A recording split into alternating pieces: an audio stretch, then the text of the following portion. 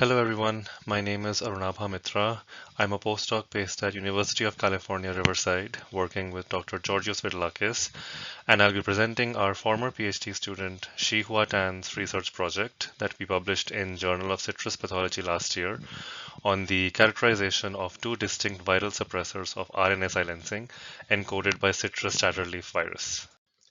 CTLV is a member of the beta flexibility family and capilovirus genus with a positive sense single-stranded RNA genome about 6.5 kilobase in size. It produces long rod-shaped virions about 650 nanometers in length. The CTLV genome has two overlapping ORFs with a 3' poly A tail. ORF1 encodes a polyprotein containing a replicase and coat protein region, and ORF2 encodes a separate movement protein. CTLV is significant because it induces bud union crease and eventual decline on trifoliate and trifoliate hybrid rootstocks, as shown in these photos on the right. These are rootstocks which are widely used in citriculture due to their tolerance to other major diseases, particularly tristeza. Thus, understanding CTLV pathogenesis, particularly its ability to overcome host defenses and its broad host range, is vital for citrus production worldwide. To give you a brief refresher, in plants, RNA silencing is a robust antiviral strategy. The plant recognizes viral RNA, processes it into small interfering RNAs, and then uses those siRNAs to target and degrade foreign viral genomes or transcripts. As a very effective response, viruses produce VSRs to interfere with different steps of this RNAi pathway. Some VSRs bind the siRNAs directly, others bind the host's dicer or argonaut proteins, and still others direct these proteins for degradation. This schematic shows a simplified model of the plant RNAi pathway. These are some well-studied examples of viral VSRs and the various stages where they mediate host RNAi suppression. So for this study, there were two main objectives. First, to identify CTLV encoded proteins that serve as viral suppressors of RNA silencing. Based on existing reports of related and well-studied citrus viruses, the CTLV coat protein and movement protein were selected as candidates for this study, as shown here. Second, we wanted to functionally characterize the identified VSR proteins. Do they act locally or systemically? And how strong are they compared to known VSRs? Additionally, we sought to pinpoint the specific regions within each protein that are critical for their suppression activity.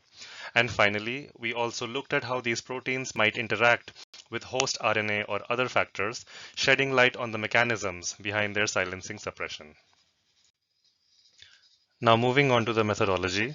So in this project, we used CTLV isolate TL100, which was maintained in a Meyer lemon plant under quarantine at the UCR Citrus Clonal Protection Program at Riverside, California. We also used Nicotiana benthamiana as our experimental host plant. Both the wild type and a GFP transgenic 16C line were used for studying CTLV VSRs and achieving the project goals. We cloned CTLV's coat protein and movement protein into plant expression vectors under 35S promoter system and subsequently transformed these constructs into the Agrobacterium tumefaciens strain GV3101 for all downstream infiltration experiments. We also created deletion mutants of the coat protein or movement protein ORFs to define which amino acid sequences could be essential for RNAi suppression activity.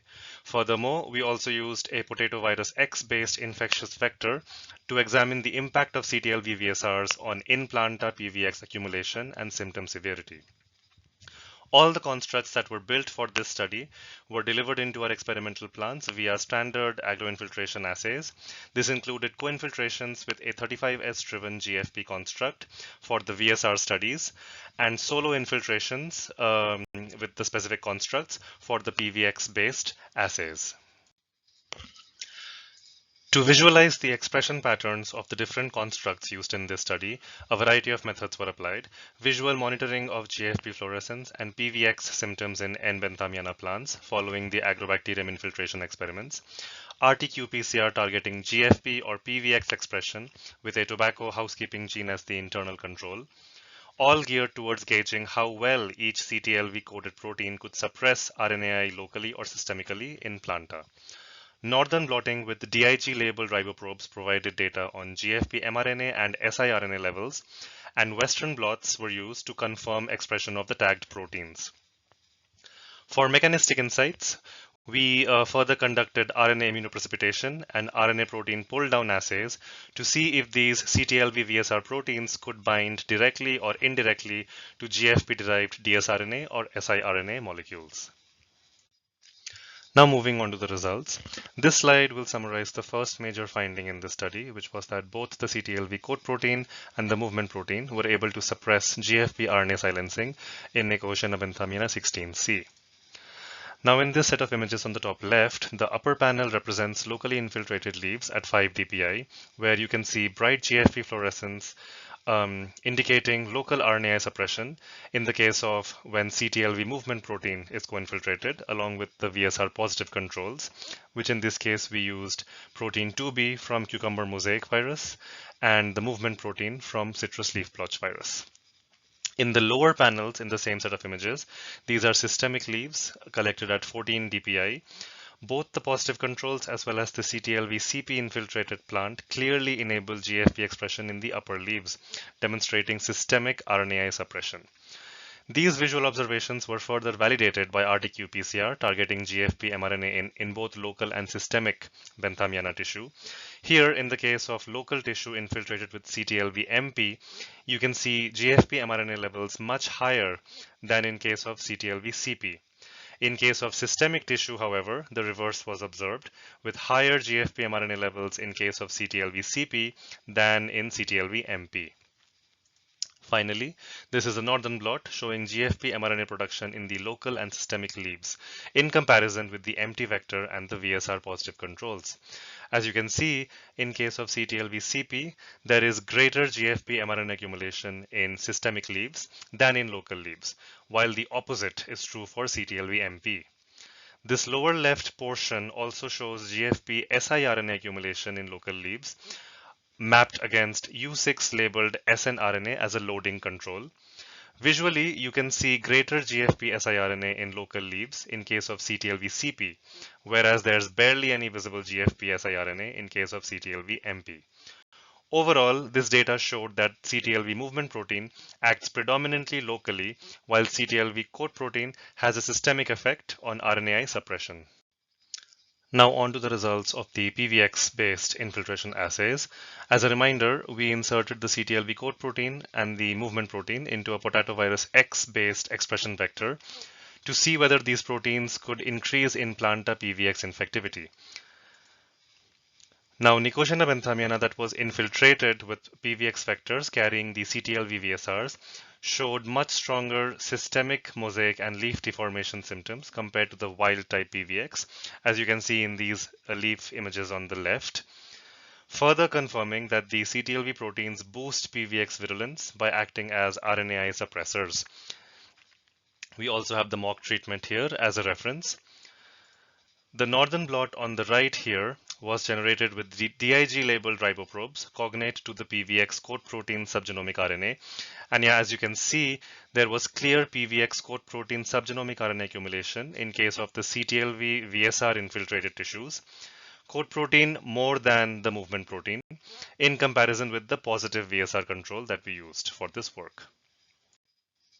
In this slide, we have a closer look at the quantitative analysis of the PVX assays. The benthamiana plants infiltrated with PVX carrying CTLV-CP or MP accumulated significantly more PVX RNA.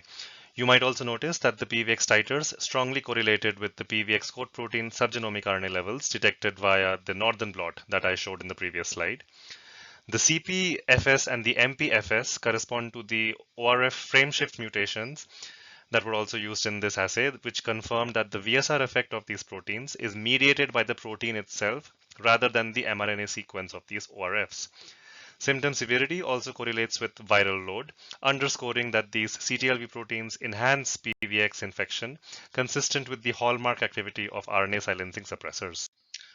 Now, to pinpoint which amino acid residues are essential for RNAi suppression, we created several targeted partial deletions within the coat protein and movement protein ORFs, followed by infiltrations of these constructs into Nicotiana benthamiana, starting with the CP results first.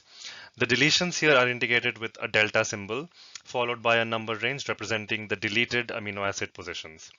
Here, in case of CTLV-CP, it was seen that the relative PVX titers were the lowest in case of the mutant with the deletion of amino acid residues from 36 to 70 or deletion D2. This result was further verified visually in these leaf photos where you can see how the delta 36 to 70 or D2 mutant fails to enhance PVX symptoms compared to the PVX positive control in parallel with the mock treatment.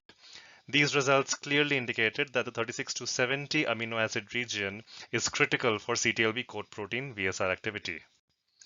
Similarly, we also created deletion mutants with the CTLV MP sequence. As shown in this RTQ-PCR graph, one key region, that is amino acids 112 to 143 or D4, was identified as crucial for the silencing suppression function, as indicated by the significantly reduced PVX accumulation in the corresponding infiltrated plant compared to the other deletion mutants. As also shown in these leaf images, in case of deletion mutant D4, the CTLV-MP failed to enhance PVX infection and symptoms as compared to the PVX wild type, and in parallel with the mock treatment as well, thereby highlighting the importance of this amino acid region for CTLV-MP VSR activity. These infiltrated local and systemic benthamiana leaf images further confirmed the importance of the pinpointed amino acid residues in the VSR activity of both CTLV proteins. As shown here, in case of both the deletion mutants, the CP lost its systemic VSR activity and the MP lost its local VSR activity. Now, mechanistically speaking, we wanted to see if CTLV-CP or MP can interact with dsRNA. This figure is an RNA immunoprecipitation Western blot generated from benthamiana samples which were co-infiltrated with either of the CTLV ORF constructs, which were flag tagged this time, and the 35S GFP construct, thereby triggering the host RNAi response and leading to GFP-derived dsRNA formation. The upper lane in this blot shows generation of GFP in the infiltrated leaf tissues locally in case of CTLV-MP, and the blot below demonstrates co-precipitation of GFP dsRNA with the flag-tagged CTLV movement protein, which is comparable to the positive control used in this case, which was the turnip crinkle virus P38 VSR. The movement protein D4 deletion mutant that I had described previously was also used as an extra negative control here. Thus, the CTLV movement protein is able to interact with GFP dsRNA somewhere in the RNA suppression process. Interestingly, we did not see the same effect with CTLV coat protein in this assay. Finally, we tested for direct binding between the CTLV VSR proteins and DS or siRNA using in vitro labeled GFP DS and siRNA and performing a RNA protein pull down assay. The images shown here are of the final Western blots developed with the RNA protein pull down products. The input blots here show the relevant proteins present in the reaction.